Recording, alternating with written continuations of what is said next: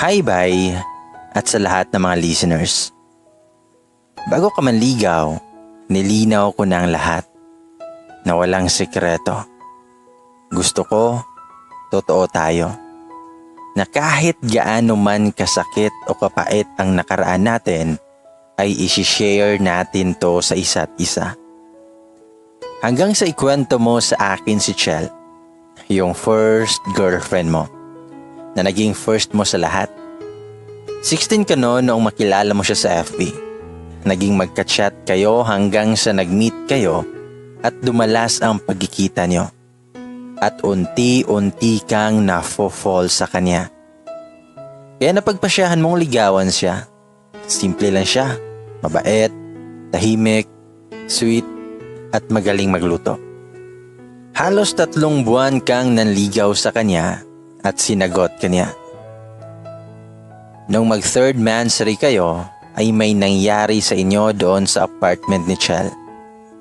Ikaw ang nakauna sa kanya at siya naman ang nakauna sa iyo. Napapangiti ka pa nga habang nagkikwento ka sa akin. Nasundan ito ng madaming beses at wala namang nagbago sa relasyon niyo. Strong pa din kayo, umabot pa nga kayo ng 1 year Hanggang sa isang araw ay bigla na lang siyang nawala ng paramdam. Wala ka ng chat, text at call na natatanggap mula sa kanya. Hanggang sa nagpasya kang puntahan siya sa tinutuluyan niya. Pero nalaman mo na 2 araw na ang lumipas nang umalis si Chel at bumalik sa probinsya nila. Lumipas ang araw, buwan, taon, walang Chel na nakaalala sa'yo. Block ka sa kanya sa Facebook. Sa tuwing tatawagan mo siya sa phone, lagi kang pinapatayan. Gusto mo siyang sundan. Gusto mo siyang hanapin. Gusto mo siyang makasama ulit. Kaso wala kang pera. Hindi sapat yung naipon mong pera para puntahan siya dahil nag-aaral ka ng panahon na yon. Nagkasya ka na lang sa pagtingin sa litrato niya. Litrato niyong 2. Ilang beses ka pa ngang nanalangin na sana nabuntis mo siya. Na sana magkaroon ng way para balikan ka niya. Para magkaroon ng pagkakataon na hindi na siya mawala sa tabi mo. Sobra kang nasaktan. Oo, ramdam ko yun, mahal. Ramdam ko yun habang nagkikwento ka. Ramdam ko na minahal mo talaga siya. Na kung bibigyan ka ng pagkakataon na makita siya ay alam kong babalikan mo siya. Tinanong ko sa iyo ang pangalan niya dati sa Facebook. Nung una ayaw mo pang ibigay. Nag-aalala ka na baka awayin ko siya dahil alam mong war freak ako. Pero nung nakulitan ka sa akin ay binigay mo din. Isinearch ko siya sa Facebook. Inistalk ko siya mula sa picture niya. Hanggang sa mapadako ang mata ko sa litrato ng isang batang lalaki. Kasabay ng caption na Happy 3rd Birthday. Ang apelyado ng bata ay apelyado mo. Agad na lumakas ang tibok ng puso ko. Nawalan ako ng kulay na tila tumigil ang pag-ikot ng mundo ko. Yung mata ng bata, yung ilong at labi niya, kamukha ng sayo. Para kayong pinagbiyak na bunga. Kahawig na kahawig mo siya, mahal. Marami ako nakitang picture doon, halos ang lahat ay sa bata. Mula nang nasa sinapupunan niya ito, hanggang sa lumaki. Hindi ko to sinabi sa iyo, mahal. Pasensya na at ayoko pa kasi. Ayoko pa kasi na bigla kang mawala. Hindi ko alam kung anong pumasok sa utak ko at na-message ko siya. Ngayon alam kong baka i-stalk niya din ako at malaman niya na nobya mo ako dahil sa mga post at tag mo sa timeline ko. Kaya agad-agad akong nag-deactivate ng Facebook ko. Messenger lang ang ginagamit ko para makachat ko si Chel. Tama ka, mahal. Mabait nga siya. Noong una medyo ilang pa kaming 2 pero noong nagtagal ay para bang ang tagal na naming magkakilala. Halos araw-araw kaming magka-chat. Nalaman ko na nasa Manila siya. Nagtratrabaho siya sa isang kainan bilang cook at nanunuluyan sa isang apartment kasama ang anak niya. Lumipas ang ilang buwan, mahal, ay lihim akong nakipagkita kay Chel. Lumuwas ako ng Manila, mahal. Sa pagkakataong to, nakita ko siya. Nakita ko yung anak mo at yung babaeng minahal mo na sa tingin ko ay mahal mo pa din hanggang ngayon. Matagal kaming nag-usap at nagkasama ni Chel at ng anak niya. Para bang ang tagal na naming magkakilala. Hanggang sa kunyari ay nagtanong ako kung asan ang tatay ng anak niya. Sinabi niyang nasa malayo daw ang tatay nito. 16 daw siya nang mabuntis ng nobyo niya. Noong nalaman niya na nagdadalang tao siya, ay umalis siya at lumayo sa kanyang nobyo. Ayaw niya daw kasing maging pabigat siya sa nobyo niya gayong alam niyang nag-aaral pa ito. Gusto niyang maabot ang pangarap ng nobyo niya. Ayaw niyang maging hadlang siya at ang anak niya sa kinabukasan ng nobyo niya. Kaya umalis siya kahit na mahal niya ito. Tahimik lang akong nakikinig sa kanya. Marami pa kaming napagkwentuhan hanggang sa imbitahan ko siya na minsan ay dumalaw sa probinsya natin. Ayaw pa nga niya dahil malayo daw at wala siyang pamasahe. Kaya inabutan ko siya ng pera noon. Noong una ay ayaw pa niyang kunin pero bandang huli ay napilit ko din. Natutuwa ako sa anak mo, mahal. Parang ikaw. Napapangiti na lang ako sa tuwing mahuhuli ko siyang pasimpleng sumisilip sa akin habang nagtatago sa likod ni Chel. Ang cute niya, mahal. Kamukha mo. Siguro ay ang saya niyong tingnan bilang isang pamilyang buo. At dumating ang birthday mo, mahal. Dinala kita sa isang restaurant. Tinakpan ko pa ng panyo ang dalawa mong mata. Hinalikan pa kita sa labi at niyakap ng mahigpit kasabay ng pag-iyak ko. Ito na ang huli, mahal. Tinanong mo pa nga ako, mahal, kung bakit ako umiiyak. Sinabi ko na lang na sobrang saya ko kasi nakilala kita, na siya namang ikinangiti mo. Nakatago tayo sa labas ng restaurant kung saan madilim at walang nakakakita. Habang ang mga mata mo ay may piring, napadako ang tingin ko sa loob ng restaurant. Sa dalawang nakaupo. Sa dalawang taong walang alam kung ano ang sorpresang naghihintay sa kanila. Sa dalawang taong alam kong mamahalin mo.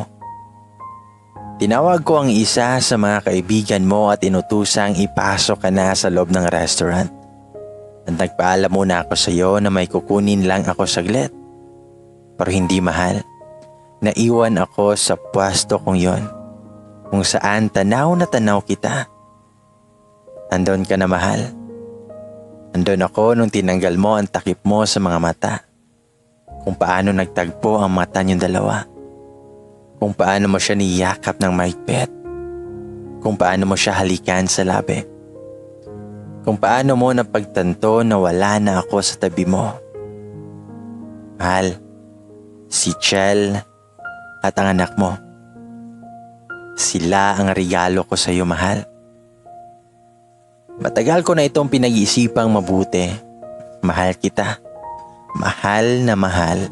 Pero hindi sapat yung pagmamahal ko sa kayang ibigay ng dalawang taong matagal na nangungulila sa pagmamahal mo.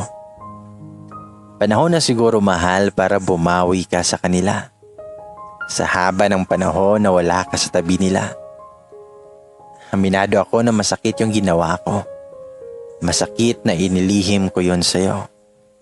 Masakit na set up ang pagkikita nyo na parehas kayong walang alam.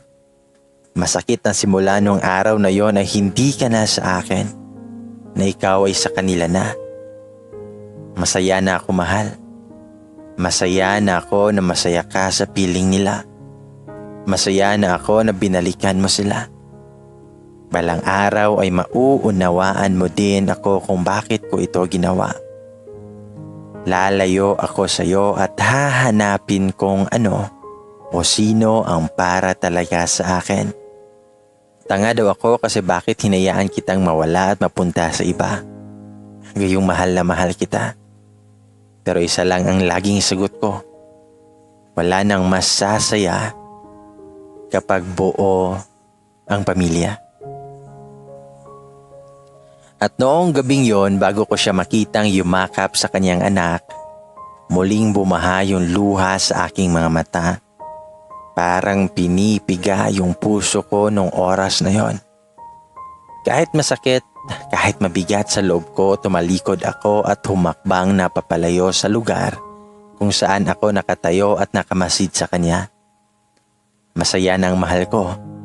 Masaya na sila. Buo na siya. Hindi ko alam, mahal, kung paano ako nakauwi sa bahay gayong lutang ang isipan ko. Na tipong muntik na akong masagasaan sa pagtawid ko. Para bang tila lahat ng bagay sa mundo ay hindi ko pansin. Maliban sa sakit na nararamdaman ko noong mga oras na yon. Mahal, tinanong ako ni Mama kung ano ang nangyari sa atin. Hindi ko magawang magsalita, mahal. Napayakap na lang ako sa kanya ng mahigpit. Doon ko naisip na tama lang yung ginawa ko. Na tama lang na ginawa ko yung dating ginawa ni Mama nung lumayo siya kay Papa. Nung nagpabaya siya dahil hindi kami ang tunay niyang pamilya. Siguro ay ganito din ang naramdaman niyang sakit nang mas piliin niya ang kasiyahan ni Papa. Pumasok ako sa kwarto at doon ay binuksan ko ang aking cellphone. Doon ko nakita yung wallpaper kung saan sa litratong yon ay masaya tayong dalawa. Napangiti na lang ako ng mapait. Nakita ko din noon ang maraming missed calls at messages na galing sa iyo lahat. Na ang tanging laman ay sorry, mahal. Alam kong nabasa mo na ang text ko kung saan nakalaman ang lahat na nangyayari ngayon. Hindi ko kasi kayang sabihin sa iyo ng harapan. Natatakot ako na baka hindi ko makayanan at hindi kita mabitawan. Mahal, hindi ka dapat nagsasorry. Walang may kasalanan. Walang dapat sisihin. Dahil parehas tayong walang alam. Dahil wala pang ako nung may mabuong kayo. Mahal, pasensya. Mahal, patawad. Kung ako man ang pinili mo noong gabing yon, hindi ko isusugal ang kasiyahan ko para sumira ng kinabukasan ng isang bata at ng isang pamilya. Mahirap lumaki na hindi buo ang pamilya dahil ramdam ko yon.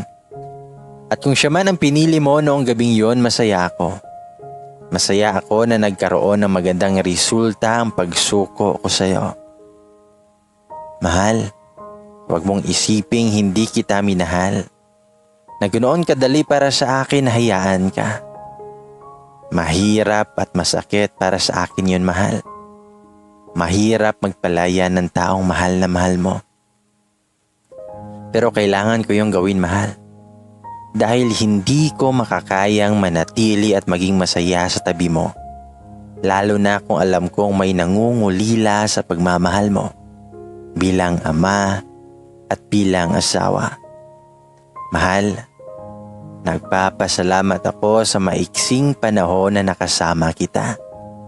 Sa maiksing panahon na naramdaman ko ang isang tunay na pagmamahal. Hindi man tayo ang inalaan, alam naman nating parehas na masaya tayo sa buhay natin ngayon. Masaya na din ako ngayon. Hindi na mababaka sa aking mukha ang lungkot ng nakaraan. Natanggap ko na rin na hindi tayo ang para sa isa't isa. Alam kong masaya ka na sa kanila at magkaka-baby na ulit kayo. Alagaan mo silang mabuti. Alam kong magiging isang mapagmahal kang asawa at ama dahil napakabuti mo. Hindi man naging tayo sa huli, mananatili kang espesyal para sa akin.